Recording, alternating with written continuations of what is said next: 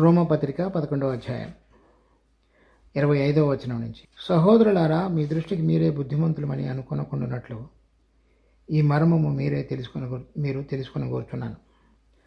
అదేమనగా, అన్యజనుల ప్రవేశము సంపూర్ణమగు వరకు ఇశ్రాయేలునకు కఠిన మనసు కొంతవరకు కలిగిను. వారు ప్రవేశించినప్పుడు విమోచకుడు సియోనులో నుండి వచ్చి యాకోబులో నుండి భక్తిహీనతను తొలగించును. నేను వారి పాపములను పరిహరించినప్పుడు నా వలన వారికి కలుగు నిబంధన ఇదియే అని వ్రాయబడినట్లు ఇశ్రాయేలు జనులందరూ రక్షింపబడుదురు. సువార్త విషయమైతే వారు మిమ్మల్ని బట్టి శత్రువులు కానీ, ఏర్పాటు విషయమైతే పితరులను బట్టి ప్రియులై ఉన్నారు. ఏలయనగా దేవుడు తన కృపావరముల విషయంలోనూ పిలుపు విషయంలోనూ పశ్చాత్తాపపడడు. మీరు గతకాలమందు దేవునికి అవిధేయులైండి, ఇప్పుడు వారి అవిధేయతను బట్టి కరుణింపబడితిరి. అటువలనే మీ ఎడలకు చూపబడిన కరుణను బట్టి వారును ఇప్పుడు కరుణ పొందు నిమిత్తము ఇప్పుడు వారు అవిధేయులైనారు. అందరి ఎడల కరుణ చూపవలనని దేవుడు అందరినీ అవిధేయత స్థితిలో మూసివేసి బంధించి ఉన్నాడు. ఆహా, బుద్ధి జ్ఞానముల బాహుళ్యము ఎంతో గంభీరము, ఆయన తీర్పులు శోధింపనెంతో అసఖ్యములు, ఆయన మార్గములు ఎంతో అగమ్యములు. ప్రభువు మనసును ఎరిగిన వాడెవడు? ఆయనకు ఆలోచన చెప్పిన వాడెవడు? ముందుగా ఆయనకిచ్చి ప్రతిఫలము పొందగలవాడెవడు? ఆయన మూలమునను ఆయన ద్వారాను ఆయన నిమిత్తమును సమస్తమును కలిగినవి. యుగముల వరకు ఆయనకు మహిమ కలుగునుగాక. ఆమేన్. ఈ అధ్యాయంలో ఇప్పుడు యూదులను ప్రక్కకు పెట్టి అన్యజనులతోటి వ్యవహరించబడినప్పుడు మరి యూదుల సంగతి ఏంటి అనేటువంటిది దేవుడు పౌలు ద్వారా ఇక్కడ తెలియపరుస్తున్నాడు. కనుక అన్యజనులుగా ఉండి మనం పిలువబడి ఇప్పుడున్నటువంటి కాలంలో యూదులు దేశం మొత్తం కూడా వాళ్ళందరూ దేవుడి పక్షంగా వ్యతిరేకంగాను, యేసు ప్రభువును సిలువ వేసిన తర్వాత వాళ్ళ హృదయాలలో ఎటువంటి మార్పు లేకుండా ప్రభువును అంగీకరించకుండా ఉన్నటువంటి స్థితిలో ఇప్పుడు యూదా దేశం ఉన్నది. ఇప్పుడు సువార్త అనేటువంటిది ఎవరు అనేక కులాలు, మతాలు, లేకపోతే భాషలు, ప్రాంతాలు వాటన్నిటిలో నుంచి వస్తున్నటువంటి అన్యజనులు మాత్రమే యేసు ప్రభువును అంగీకరిస్తున్నారు. కానీ యూదులుగా ఉండి వారిలో నుంచి వచ్చిన వారు బహు తక్కువ మంది, అంటే చాలా చాలా తక్కువ మంది అన్నమాట. మిగిలిన వారితో పోల్చి చూసినప్పుడు వాళ్ళల్లో యేసు ప్రభువుని సొంత రక్షకుడిగా అంగీకరించి ఆయన నిజమైనటువంటి దేవుని కుమారుడని, వాళ్ళు పాత నిబంధనలు అప్పగించినటువంటి బలులకు సూచనగా ఉండి ఆ ధర్మశాస్త్ర సంబంధమైన విధులన్నిటికీ సమాప్తి అయి ఉన్నాడని తెలుసుకుని హృదయపూర్వకంగా ఆయనను అంగీకరించిన వారు బహు కొద్దిమంది. కానీ ఇశ్రాయేలీలందరూ రక్షణ పొందాలనేటువంటిది దేవుని యొక్క కోరిక అయినది. 13-14 వచనాల్లో చెప్తున్నాడు, అన్యజనులకు మీతో నేను మాట్లాడుచున్నాను, నేను అన్యజనులకు అపోస్తలుడనై ఉన్నాను. కనుక ఏ విధమునైనను నా రక్త సంబంధులకు రోషము పుట్టించి వారిలో కొందరినైనను రక్షింపవలనని నా పరిచర్యను ఘనపరుచుతున్నాను. కనీసం కొంతమంది అయినా వాళ్ళందరూ వాళ్ళు రక్షణ పొందాలనే ఉద్దేశంతో నేను ఎదురు చూస్తున్నానని చెప్తున్నాడు. అంటే అటువంటిది కూడా ఇప్పుడు జరగట్లేదు. కాబట్టి ఇప్పుడు మరి అన్యజనులు వాళ్ళకి ఇప్పుడు ఈ కృపావరం ఇవ్వబడి దేవుడు వాళ్ళని పిలుచుకొని వాళ్ళల్లో ఈ గొప్ప కార్యాన్ని, రక్షణ కార్యాన్ని, వారి జీవితాలు మార్పు చెంది పరిశుద్ధపరచబడేటువంటి కార్యాన్ని కొనసాగిస్తుండగా యూదులను ఎప్పటికీ పక్కకు పెట్టి ఇక వాళ్ళని విడిచిపెట్టినట్లుగా మనం అనుకోనకూడదు అని చెప్పి ఈ 11వ అధ్యాయంలో అంతకుముందు చెప్పబడినటువంటి వచనాల్లో చెప్తున్నాడు. 12వ వచనం చూడండి, వారు తొట్టుపాటు లోకమునకు ఐశ్వర్యమును, అంటే యూదులు ప్రభువును అంగీకరించకుండా విడిచిపెట్టినటువంటి తనం అన్యజనులకు సువార్త కలిగి వాళ్ళు అంగీకరించకపోవడం ద్వారా మన దగ్గరకు వచ్చినటువంటి సువార్త ద్వారా అన్యజనులైన మనకి పరలోక సంబంధమైనటువంటి ఆశీర్వాదం కలగగలిగేటట్లుగా దేవుడు మార్గాన్ని తెరిచాడు. అటువంటి వారి క్షీణదిశ అన్యజనులకు ఐశ్వర్యం అయితే వారి యొక్క పరిపూర్ణత మరి అంత ఎక్కువగా ఐశ్వర్యం అవ్వదు. అంటే వాళ్ళు కనుక అంగీకరించున్నట్లయితే అది అన్యజనులకు ఎంత పరిపూర్ణమైనటువంటి ఐశ్వర్యంగా మార్చబడగలిగేది అని చెప్తున్నాడు. ప్రభువు తిరిగి వచ్చినప్పుడు రాబోయే మునుపు వాళ్ళందరూ కూడా యేసు ప్రభువుని రక్షకుడిగా అంగీకరిస్తారు. అదే జకరియా పత్రిక 12, 13 అధ్యాయాల్లో రాయబడింది. తర్వాత యెషయా గ్రంథం 59వ అధ్యాయంలో రాయబడింది. అలా దేశం మొత్తం రొమ్ము కట్టుకొనచ్చు పశ్చాత్తాపడి, మరి మా మస్సయ అంటే అభిషక్తుడినే మేము సిలువ వేస్తున్నామని పశ్చాత్తాపడి వాళ్ళందరూ కూడా దేవుని కుమారుడైన యేసుక్రీస్తుని వారి హృదయాలలో అంగీకరించినప్పుడు ఆ దేశానికి రక్షణ కలుగుతుంది, అంటే యూదులందరికీ కూడా. అప్పటి వరకు అన్యజనులకు ఆ సువార్తను ప్రకటించేటువంటి మార్గాన్ని దేవుడు తెరిచించాడు. ప్రభు తిరిగి లేచి వెళ్ళిపోయి మరలా తిరిగి వచ్చేటంత వరకు రెండవసారి ఈ మధ్యకాలంలో, అంటే ఈ 2000 సంవత్సరాలలో అన్యజనులకు సువార్త ప్రకటించబడగలగటానికి మార్గాన్ని దేవుడు తెరిచాడు. అంతకు మునుపు అబ్రహామును ఏర్పరచుకొని వాళ్ళ ద్వారా ఇస్సాకు ద్వారా యాకోబు ద్వారా 12 మంది గోత్ర పెద్దలు, వాళ్ళ ద్వారా ఒక దేశాన్ని అభివృద్ధిలోనికి తీసుకొచ్చి ఏర్పరచుకొని వాళ్ళతోటి నిబంధన చేశాడు నిర్గమకాండంలో.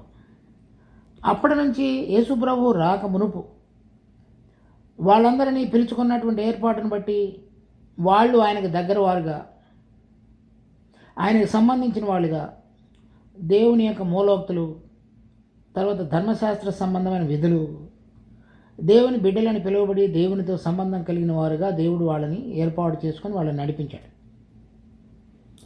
ఒకసారి తన కుమారుడైన యేసుప్రభు వచ్చి తన కార్యాన్ని ముగించి వెళ్ళిపోయిన తర్వాత ఇప్పుడు దేవుడు వాళ్ళతో వ్యవహరించట్లే. వాళ్ళు తిరస్కరించారు కాబట్టి ఆ సువార్త అనేటువంటిది అన్యజనుల యొక్క హృదయాలలోనికి తాకిడిలోనికి తీసుకురాబడింది. ప్రభువు రాకమునుపు ఏదైతే కార్యం ఉన్నదో అది ఇశ్రాయేలు వారిని పిలుచుకొని వారితో చేసిన నిబంధన బట్టి అప్పుడు అన్యజనులందరూ కూడా పక్కన ఉండిపోయారు అబ్రహాము నుంచి యేసు ప్రభు వచ్చేటంత వరకు. ఇప్పుడు అన్యజనులతోటి దేవుడు వ్యవహరిస్తూ ఇశ్రాయేలుల పక్షంగా తన యొక్క వ్యవహారాన్ని అంతటిని కూడా ప్రక్కన పెట్టేశాడు.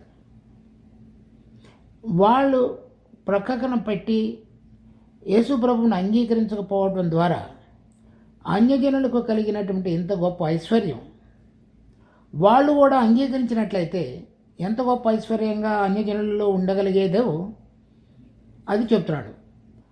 అది ఎలాంటి ఐశ్వర్యం అనేటువంటిది ప్రభు తిరిగి వచ్చి రెండోసారి భూమి మీద రాజ్యాన్ని స్థాపించినప్పుడు అన్యజనులందరూ కూడా ఆయన పక్షంగా వచ్చి మిగిలినటువంటి వాళ్ళందరూ కూడా ఆయనను అంగీకరించి ఆయనే ప్రభువుని నోటితో ఒప్పుకొని ప్రతి మోకాలు ఆయన నామమును వంగగలిగేటట్లుగా చేసి సృష్టి మొత్తం కూడా విడుదల పొంది సమస్తమైనటువంటి ఆశీర్వాదం అనేటువంటిది అన్యజనులు యూదులు ఇద్దరూ కలిసి ఒకే ప్రభువుని సేవించగలుగుట అనేటువంటి దాన్ని ప్రభు యొక్క రెండో రాకడలో ఆయన యొక్క రాజ్యం భూమి మీద స్థాపించబడినప్పుడు చూడగలుగుతాం. ఐశ్వర్యం అంటే అది అనమాట. అటువంటి ఐశ్వర్యం జరిగి ఉండేది అని చెప్తున్నాడు. కానీ ఇప్పుడు వాళ్ళని కొట్టివేశారని మనం అనుకోకూడదని చెప్తున్నాడు. అది ఇప్పుడు 26వ వచనంలో చెప్తున్నాడు. ఇశ్రాయేలునకు అన్యజనుల ప్రవేశం సంపూర్ణమగు వరకు. ఇది ఎప్పటి వరకు జరుగుతుందంటే దేవుడు ఎవరెవరినైతే అన్యజనుల్లో నుంచి ఏర్పరచుకున్నాడో ఆ కాలము లేకపోతే ఆ సంఖ్య సంపూర్ణమయ్యేటంత వరకు కూడా ఇశ్రాయేలులు ప్రక్కన పెట్టబడ్డారు. అందుకని ఇప్పుడు మనం అన్యజనుల్లో నుంచి వచ్చిన మన అందరం కూడా ఎంతవరకు సంపూర్ణం కావాలో అంతవరకు కూడా అది జరగాలి అని చెప్తున్నాడు. అప్పటి వరకు వాళ్ళు పక్కన ఉంటారు. వారు ప్రవేశించినప్పుడు విమోచకుడు సియోనులో నుండి వచ్చి యాకోబులో నుండి భక్తిహీనతను తొలగించును. వారి పాపములను పరిహరించినప్పుడు నా వలన వారికి కలుగు నిబంధన ఇది అని వ్రాయబడినట్టు ఇశ్రాయేలు జనులందరూ రక్షించబడతారు. అంటే ప్రభు రాకడకు వచ్చినప్పుడు తిరిగి వచ్చినప్పుడు అప్పుడు ప్రభు మొదటిసారి వచ్చినప్పుడు 12 మంది అపోస్తలులు, ఇంకా అంతకంటే కొంత ఎక్కువ మంది, దాదాపుగా 120 మంది అపోస్తలుల కార్యం 1వ అధ్యాయంలో చూస్తాం. అంతకుమించి ఎక్కువ ఆయన శిష్యులను పిలువబడి ఆయనను వెంబడించినటువంటి దాఖలాలు ఆయన ఉన్నప్పుడు లేవు. ఆయన తిరిగి వెళ్ళిన తర్వాత మొట్టమొదటిసారి అపోస్తలుల కార్యం 2వ అధ్యాయంలో ఇశ్రాయేలీయులు 3000 మంది, తర్వాత 4వ అధ్యాయంలో 5000 మంది అలా మారు మనసు పొందారు. అక్కడ యూదయాలో కూడా సంఘం కూడా స్థాపించబడింది. చాలామంది అపోస్తులు రకరకాలైనటువంటి దేశాలకి దేవుని యొక్క ఏర్పాటు చొప్పున వెళ్ళి ప్రచారం చేశారు. కానీ అన్యజనుల్లో నుంచి వచ్చినటువంటి తీర్మానం ప్రభువుని గురించి యూదులలో నుంచి రాలేదు. వాళ్ళందరూ వ్యతిరేకించారు. అందువల్ల వాళ్ళందరినీ కూడా ప్రక్కకు పెట్టి అప్పుడు ప్రారంభించబడినటువంటి అన్యజనుల్లో జరగవలసిన కార్యం ఇప్పుడు జరుగుతూ వచ్చింది. కానీ తిరిగి మరలా విమోచకుడు వచ్చినప్పుడు ఎవరెవరైతే ఆ కొద్దిమంది మాత్రమే రక్షించబడ్డారు, కానీ దేశంగా ప్రభువు వైపు తిరిగి ఆయన వైపు చూచి ఆయనను అంగీకరిస్తారు. ఆ విమోచకుడు వచ్చినప్పుడు ఆ కార్యం జరుగుతుందని చెప్తున్నాడు. అంటే అది రెండోసారి వచ్చినప్పుడని. 28 సువార్త విషయమైతే వారు మిమ్మల్ని బట్టి శత్రువులు కానీ ఏర్పాటు విషయమైతే పితరులను బట్టి ప్రియులైనారు. సో ఇప్పుడు సువార్తను బట్టి మీరు అంగీకరించారు, అంటే అన్యజనులైన వారు అంగీకరించారు, కానీ వాళ్ళు అంగీకరించలేదు. దాన్ని బట్టి వాళ్ళని శత్రువులుగా మీరు పరిగణిస్తున్నారు. కానీ ఏర్పాటు విషయం అయితే వాళ్ళు ప్రియులైనారు. ఎందుకని?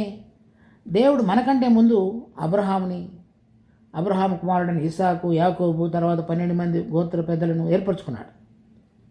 అలా చూసుకుంటే వాళ్ళని ఏర్పరచుకున్నటువంటి దేవుడు, మనల్ని పిలిచినటువంటి దేవుడు ఒకటే. కాబట్టి మనందరం కూడా ఒకే తండ్రికి చెందిన వారం కనుక వాళ్ళు మనకి ఇష్టమైన వాళ్ళే, మనకి ప్రియులైన వాళ్ళే.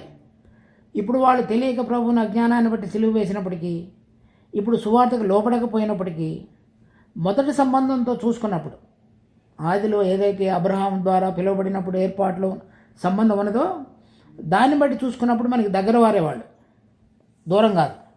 ఏలైనగా దేవుడు తన కృపావరముల విషయంలోనూ పిలుపు విషయంలోనూ పశ్చాత్తాపడ్డాడు. అది మనం అర్థం చేసుకోవాల్సింది ఏంటి? ఎవరినైతే దేవుడు కృపను బట్టి వరములు మనకు అనుగ్రహించి ఉన్నాడో, దాంట్లో కూడా ఎందుకు నేను కృప ద్వారా వీళ్ళని పిలిచానా అని అన్యజనుల విషయంలో పశ్చాత్తాపడ్డాడు.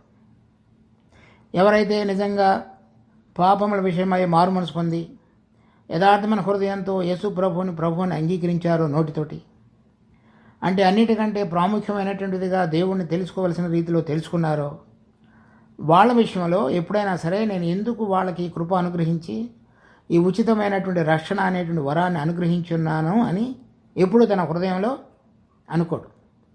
అలాగే పిలుపు విషయంలో కూడా, అంటే ఇశ్రాయేలీయులు వాళ్ళని పిలిచాడు కదా, అబ్రహామును పిలిచి అతనితో నిబంధన చేసి నిన్ను బట్టి నీ సంతానమును అభివృద్ధి పరిచేదను ఆశీర్వదించదని చెప్పాడు కదా.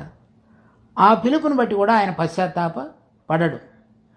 పడ్డాడు కనుక తిరిగి మరలా రెండోసారి వచ్చినప్పుడు 2000 సంవత్సరాల క్రితం వచ్చి వాళ్ళతో చేసిన నిబంధనను గుర్తు చేసి వాళ్ళకి ఇవ్వబోయేటువంటి పరలోక సంబంధమైన ఆశీర్వాదాన్ని వారికి తెలియజెప్పినప్పటికీ వారు తృణీకరించారు. కానీ మొట్టమొదట్లో ఏదైతే ఆయన పిలిచి వారితోటి నిబంధన చేసి వారితోటి మరలా సంబంధం ఏ విధంగా ఉండాలో దాన్ని తెలియపరిచినప్పుడు వారు అంగీకరించలేదు. కానీ ఇప్పుడు మరలా వచ్చినప్పుడు వాళ్ళ హృదయాలు సిద్ధపరిచి వారందరూ కూడా ప్రభువును అంగీకరించి ఆయన వైపు తిరిగేటట్లుగా చేయగలుగుతాడు. అప్పుడు ఎందుకు పిలిచానా, ఇటువంటి విధంగా నా కుమారుడనే వాళ్ళు సిలువ వేసి ఉన్నారు కానీ అని పశ్చాత్తాపపడేటువంటి వాడు దేవుడు కాదు. 30వ వచనం, మీరు గతకాలమందు దేవునికి అవిధేయులైండి ఇప్పుడు వారి అవిధేయతను బట్టి కరుణింపబడతారు. అంటే యేసు ప్రభువు రాకమునుపు దేవుడు యూదులతో వ్యవహరించేటువంటి సమయంలో మనందరం కూడా దేవుడికి భిన్నంగా, అంటే ఇప్పుడు రాయబడినటువంటి మొదటి రాజులు, రెండవ రాజులు, మొదటి దినవృత్తాంతాలు, రెండవ దినవృత్తాంతాల్లో చెప్పబడినటువంటి అన్యజనుల యొక్క జీవితాలు చూసినప్పుడు ప్రపంచమంతటా కూడా అదేవిధంగా ఉన్నాయి. అప్పుడు అందరూ కూడా దేవునికి అవిధేయులుగా జీవించినట్టు వాళ్ళలోనే ఉన్నాం. ఇప్పుడు వాళ్ళు దేవునికి అవిధేయులుగా ఉన్నారు. ఒకప్పుడు మనం, ఇప్పుడు వాళ్ళు. వారి అవిధేయతను బట్టి మీరు కరుణింపబడతారు. వాళ్ళు దేవుడు వాళ్ళతో వ్యవహరించినప్పుడు వాళ్ళు అవిధేయులుగా ఉన్నారు కనుక ఆ కృప లేకపోతే దేవుడు చూపించే కరుణ మన మీదకి వచ్చింది. అటువలే మీ ఎడల చూపబడిన కరుణను బట్టి వారు ఇప్పుడు కరుణ పొందు నిమిత్తము ఇప్పుడు వారు అవిధేయులైనారు. ఒకప్పుడు వాళ్ళు అవిధేయులుగా ఉన్నప్పుడు కరుణ మన మీదకి, ఇప్పుడు మన మీద చూపబడిన కరుణను బట్టి వాళ్ళు మరలా విధేయులుగా మారటానికి దేవుడు ఇద్దరిని కూడా ఒక సమయంలో అవిధేయత, ఒక సమయంలో కరుణాస్థితి, ఆ రెండింటిలో ఇద్దరిని బంధించి ఉంచాడు. వాళ్ళనితో వ్యవహరిస్తున్నప్పుడు మనం అవిధేయులుగా, మనతో వ్యవహరిస్తున్నప్పుడు వారు అవిధేయులుగా ఉండి ఇద్దరు కూడా దేవుని కరుణను పొందగలిగేటువంటి మార్గము, సమయము అందరికీ సరైన విధంగా సమానంగా అందరికీ ఆయన అనుగ్రహించాడు.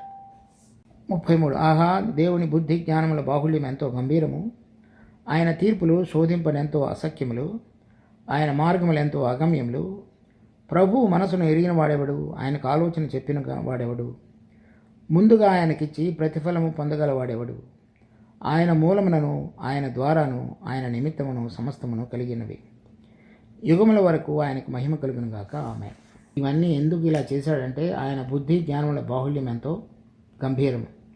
సో కనుక మనం అప్పుడు అవిధేయులుగా ఉన్నటువంటి అన్యజనుల్ని ఎందుకు పట్టించుకోలేదు, ఇప్పుడు అవిధేయులుగా ఉన్నటువంటి ఇశ్రాయేలీయులతో ఎందుకు వ్యవహరించలేదు అనేటువంటిది తెలుసుకొనగలగటానికి అది దేవుని యొక్క బుద్ధి జ్ఞానం. అవి ఎంతో లోతైనవి. అది మీరు ఇలా చేయండి అలా చేయకూడదని దేవుడికి ఆలోచన చెప్పగలిగిన వాడు ఎవరు లేరు. ఏ విధము చేతనైనను అందరూ రక్షణ పొందాలని, అందరికీ సమాన అవకాశాలు కలుగజేసి, అందరితోటి ఏ విధంగా పాపక్షమాపణ దేవునితో సంబంధంలోనికి రావాలో అటువంటి మార్గములను దేవుడు తెరిచి ఉంచాడు. కనుక యుగయుగముల వరకు ఆయనకు స్తుతియు మహిమయు కలిగినగా.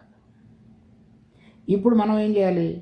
అన్యజనులమైనటువంటి మనము దేవునికి ఇష్టప్రకారంగా జీవించి ఆయన తిరిగి వచ్చేటువంటి రెండో రాకడకు సిద్ధపడగలిగినటువంటి జీవితాలను బట్టి ప్రభు త్వరగా రాబోతున్నాడు. వచ్చినప్పుడు వాళ్ళు కూడా వ్యవహరించబడి దేవుని వైపు తిరిగేటువంటి విధంగా దేవుడు మార్గాన్ని వారి కొరకు తెరిచి ఉంచాడు. దేవునికి వందనాలు.